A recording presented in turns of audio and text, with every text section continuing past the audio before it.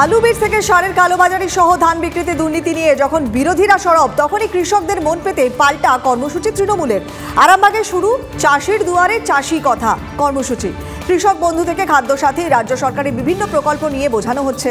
পাশাপাশি সারের কালোবাজারি নিয়ে কেন্দ্রের বিরুদ্ধে সুর চড়াচ্ছেন তৃণমূল নেতারা। তৃণমূলের এই কর্মসূচিকে নাটক বলে কটাক্ষ বিরোধীদের।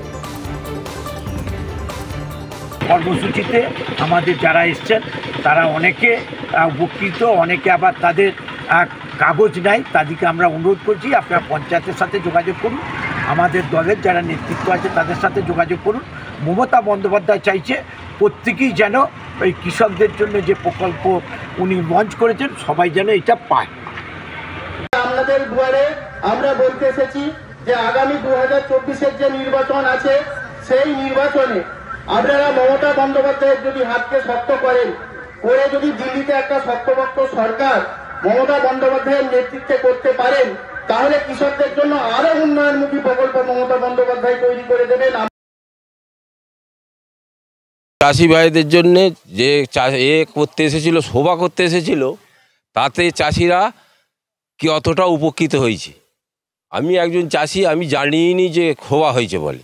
আর চাষের সম্বন্ধে কোনো কিছু আলোচনা হয়নি, শুধু এই মোটামুটি পার্টি ফাটি হ্যান ত্যান এইসব কথা বলি সেরে ফেললো। চাষিদের যদি ডাকা না হয় এই মিটিংয়ে, কাদের নিয়ে মিটিং হলো? ওই সব 2-4টে চাষি জুটেছিল যারা বীজের কালোবাজারি করে, যারা কৃষকদের ন্যায্য মূল্য দাম দিতে পারে না, যারা ধানে কারচুপি করে, তারা নাকি চাষির দুয়ারে যে চাষির কথা বলছে। খুব ভাগ্য ভালো এখনও চাষির দুয়ারে কি ওরা মার খায়নি।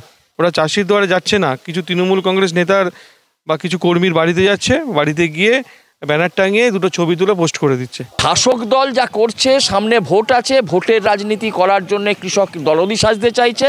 এটা হচ্ছে মেকি কৃষক দরদি সাজার চেষ্টা।